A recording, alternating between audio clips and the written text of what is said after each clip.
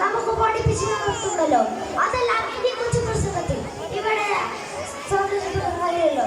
അതുകൊണ്ട് ഏറ്റവും പ്രധാനപ്പെട്ട ഒരു സംഭവം ഞാൻ നിങ്ങളുമായി പങ്കുവെക്കാം. ഒരിക്കൽ പറയുകയുണ്ടായി, ഏത് പ്രതിസന്ധി ഘട്ടം വന്നാലും സത്യം മാത്രമേ പറയാൻ പാടുകയുള്ളൂ. അത് അവർക്ക് ജീവിതത്തിലേക്ക് കാണിച്ചു തരികയും ചെയ്തു.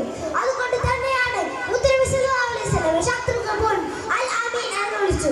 ഒരിക്കൽ ഒരു അഹ്റാബി മുത്തനബി സല്ലല്ലാഹു അലൈഹി വസല്ലം അടുക്കൽ വന്നുകൊണ്ട് പറഞ്ഞു, നബിയെ, എനിക്ക് എല്ലാ തെറ്റുകളിൽ നിന്നും ഒരേ സമയം മാറി നിൽക്കാൻ കഴിയില്ല.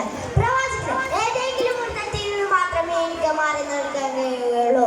ഈ സമയം നമ്മുടെ മുത്തനബി സല്ലല്ലാഹു അലൈഹി വസല്ലം പറഞ്ഞു, നീ ജീവിതത്തിൽ ഒരിക്കലും കള്ളം പറയും. ഈ ഒരു തെറ്റിൽ നിന്ന് മാത്രം നീ മാറി നിൽക്കും. ഇത് കേട്ട ആ അഹ്റാബിക്ക് സന്തോഷമായി.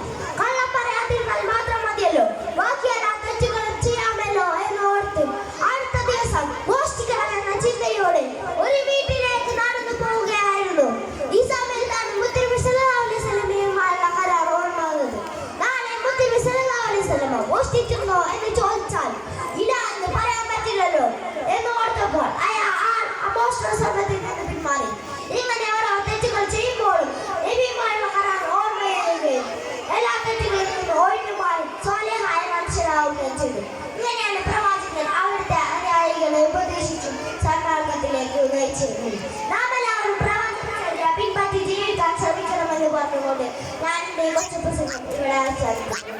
അസ്സലാമു അലൈക്കും വറഹ്മത്തുള്ളാഹി.